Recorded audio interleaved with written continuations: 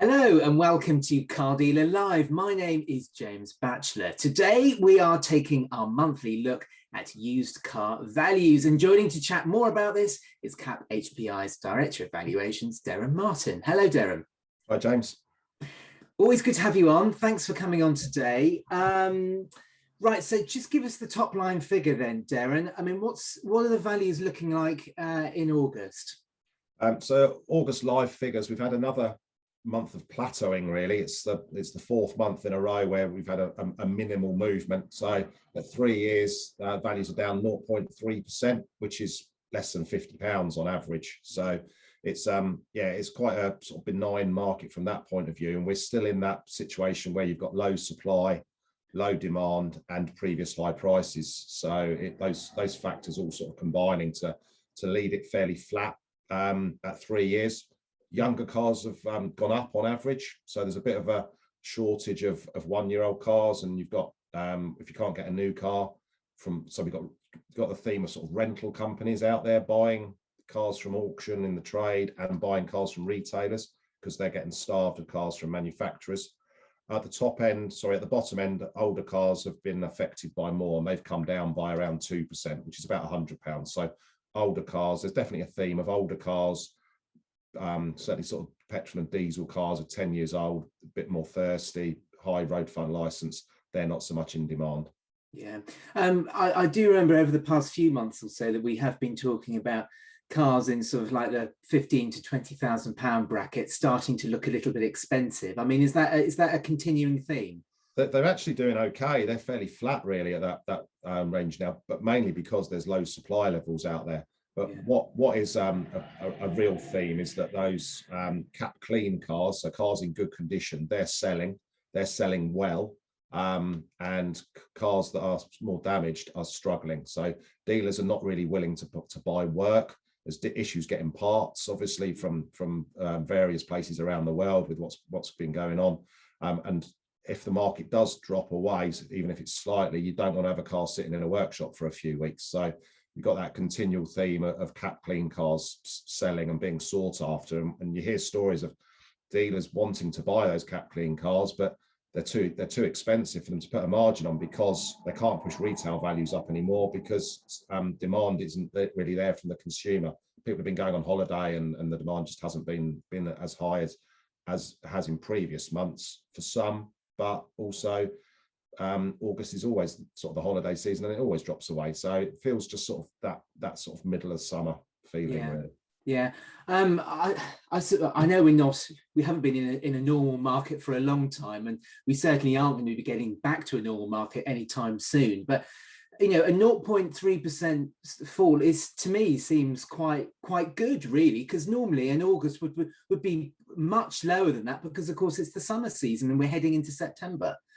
Yeah, it's a very small movement, and you have to remember that apart from last year, values do generally go down. Yeah. So for it to be a small movement down, it's not unusual for August to see a figure like that, although it is slightly lower than normal. But what is unusual is sort of the low movements we've had over a prolonged period. So over a 4-month period. I think in 2019, over these sort of 4 summer months, values went down by 8.5%. In a normal year, they go down about 5%. This year, they've gone down by 2%. So 2% over 4 months is such a sort of a plateauing that we did predict, but it is a very, very small sort of movement down. Those are obviously the averages, and the devil's in the detail. But Yeah. Really, it's quite a flat market.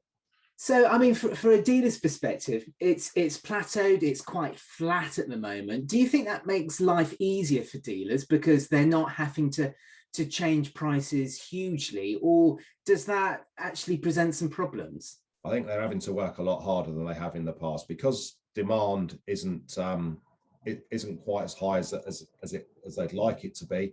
Cost of living concerns, that type of thing. I think they're having to work hard. There's more reductions of retail advertised prices than we've seen previously, especially cars that have been stuck in stock for a while. They're obviously having to compete with some sort of online prices as well that are probably a little bit more competitive than them, and trade prices are high, so margins are being squeezed, but they're still making a reasonable margin overall, but it's tougher than it was. And you look back, if you compare to a year ago, It was absolutely fantastic. That's when values were going up, demand was through the roof. You could sell pretty much anything.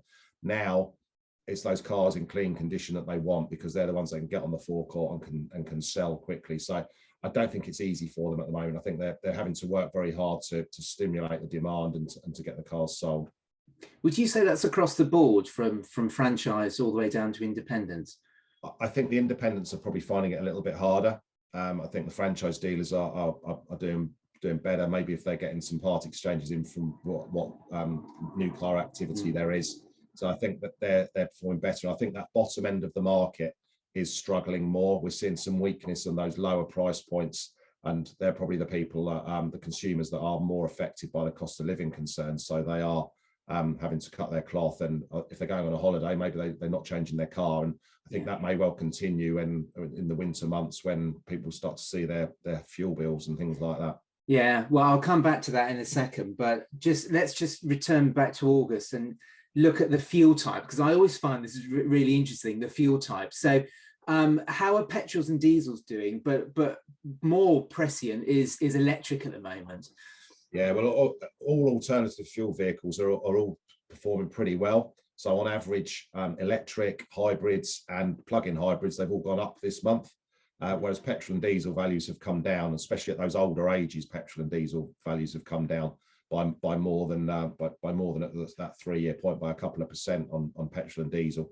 But yeah, dealers are now a lot more confident with stocking electric cars, with stocking hybrids, and they're seeking those out, and the consumers are after them as well. Obviously, with cost of living concerns, and it's very sort of in vogue to go for cars like that. So, and there's not a plentiful supply. They are a little bit expensive still, but they're still performing very well. And we've got examples like Corsa Electric's gone up this month, Honda E's gone up this month, Kona Electric. So yeah, there's some examples of cars that have gone up in value there. So yeah, those alternative fuel vehicles, they're now a good choice for dealers to stock, and they're pretty confident. It's probably better to stock one of those than it is to stock a 10-year-old diesel car. Yeah. Have there been any sort of really major falls of things which have actually surprised you? Not really. No, it's all very steady as she goes. Really, we're not. There's a little bit of a theme on convertibles going down, but only slightly, and that's the first time we've seen that this year. And this is later than normal. Normally they would be dropping from about sort of June, July onwards. Yeah. So they've performed stronger for longer. So yeah, really, there's not a theme of anything that's dropped dramatically. City cars have gone up slightly. That sort of second or third choice car, maybe on your driveway. You don't need a bigger car as your second car for those little journeys. A bit like sort of electric vehicles are popular because you can use those for that journey. But city cars are a really good choice for a dealer at the moment, because they're lower value, and they know they're probably going to sell them because they're going to be in demand. So it's more a theme of what's performed well rather than anything that's performed particularly badly. Yeah. Is it too much of a simple assumption to make that convertibles, they've been holding their value a little bit longer than usual simply because of the hot weather lately? I think it's partly that, but I think it's partly that just there's low supply levels as well. So there's just not so many out there because of the low registrations over the last 2 or 3 years. So yeah, it's just the old supply and demand really. But yeah, I imagine that they've probably been quite popular for consumers because of the warm weather, and obviously we've had the warm weather quite late this year, haven't we? So yeah, that would play a part, but mainly I think it's just that supply levels are pretty low.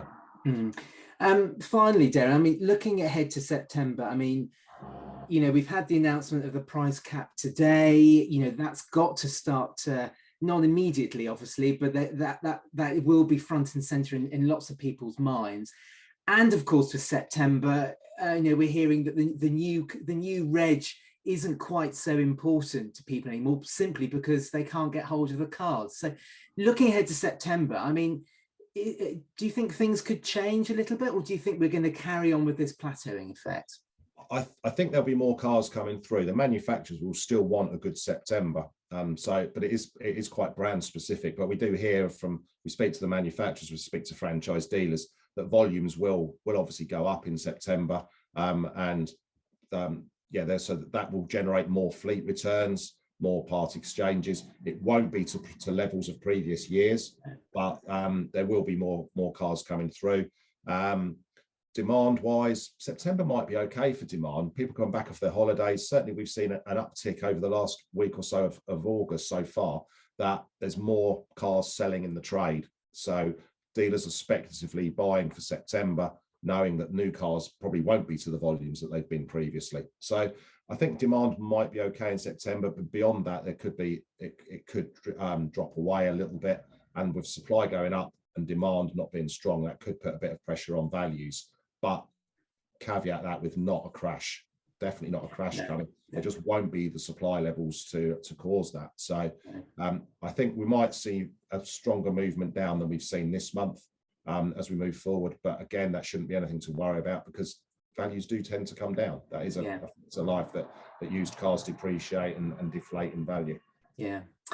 Really interesting. Always good to chat, Derren. I'm looking forward to talking again next month. Thank you. Yeah, thanks, James.